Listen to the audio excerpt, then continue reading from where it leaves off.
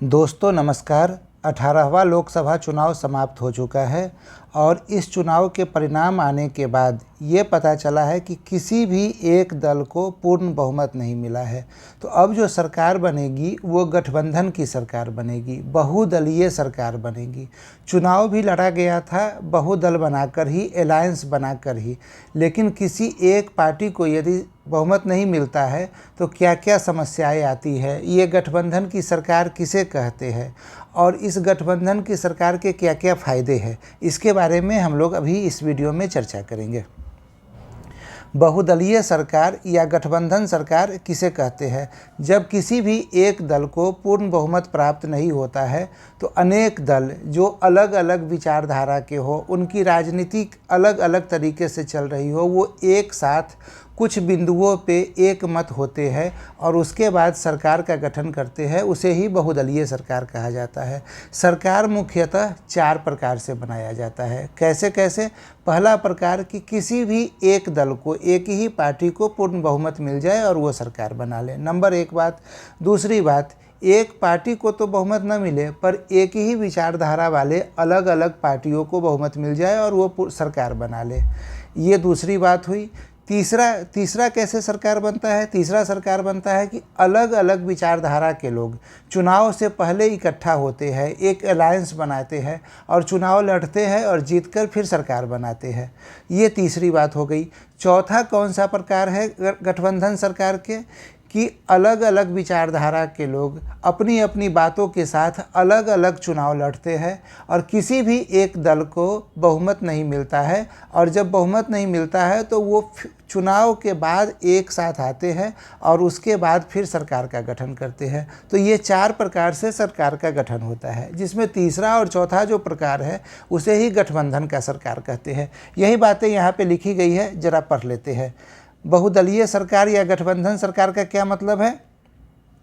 तो सत्ता विभाजन के आधार पर एक से ज़्यादा राजनीतिक दलों को मिलाकर बनी सरकार बहुदलीय सरकार कहलाती है, जो संसदीय लोकतंत्र में बहुमत की बाध्यता की वजह से कई बार बहुदलीय सरकारों का गठन करना आवश्यक हो जाता है। ठीक है, 4 आधारों पर सरकार का गठन किया जाता है। किसी एक ही राजनीतिक दल को बहुमत मिले और सरकार का गठन हो जाए, जैसे शुरुआती दिनों में कांग्रेस को मिलता था, 2019 वाले चुनाव में बीजेपी को पूर्ण बहुमत मिल गया। ठीक है, एक दल न हो लेकिन एक ही विचारधारा वाले दल को बहुमत मिले और सरकार का गठन हो जाए, ये दूसरा तरीका है। तीसरा तरीका क्या है? न तो एक दल हो, न एक विचारधारा वाले दलों का समूह हो, बल्कि अलग अलग विचारधारा वाले दलों का चुनाव पूर्ण गठबंधन हो जाए और उसे बहुमत मिल जाए। देखिए, ये चुनाव पूर्ण गठबंधन की बात की जा रही है, जैसे कि इस बार इंडिया अलायंस के द्वारा किया गया। सबकी विचारधारा अलग अलग है, यदि इसे बहुमत मिल जाता तो क्या होता? ये गठबंधन की सरकार बनाती। और चौथा कैसे बनता है गठबंधन की सरकार? तो विभिन्न राजनीतिक दल अपने अपने घोषणा पत्र के आधार पर चुनाव लड़े, किंतु जब किसी भी राजनीतिक दल को स्पष्ट बहुमत न मिले तो चुनाव पश्चात गठबंधन किया जाए और सरकार का गठन हो, तो इसे भी गठबंधन सरकार बोलेंगे। तो ये जो तीसरा और चौथा पॉइंट है, तीसरा और चौथा पॉइंट, इसे ही गठबंधन सरकार या बहुदलीय सरकार कहते हैं। ठीक है, अब गठबंधन सरकार या बहुदलीय सरकार बनने के फ़ायदे और नुकसान क्या है? तो ये अभी आप लोग देख पा रहे होइएगा फ़ायदा और नुकसान। अभी मोदी जी को गठबंधन की सरकार बनानी है और स्थिति क्या है? नीतीश जी अपनी बातों को रख रहे हैं। कभी पता चलता है कि उन्हें 4 सीट चाहिए, कभी 4 मंत्रालय चाहिए, कभी आपको सुनने में मिलेगा कि चंद्रबाबू नायडू के द्वारा कहा जाता है कि लोकसभा अध्यक्ष का पद उनकी पार्टी को दे दिया जाए। तुरंत कहा जाता है कि अग्निवीर योजना को समाप्त कर दिया जाए या अग्निवीर योजना पे पुनर्विचार करें। यानी कि गठबंधन सरकार में यही बाध्यता सबसे बड़ी है कि सरकार को कैसे लेकर चला जाए। फ़ायदा क्या है? फ़ायदा ये है कि सरकार बन जाती है, सबसे इम्पोर्टेंट बात, चुनाव का खर्च कम हो जाता है, दोबारा चुनाव नहीं करवाना पड़ता है। तो हम एक एक करके फ़ायदा को देख लेते हैं। फ़ायदा क्या है?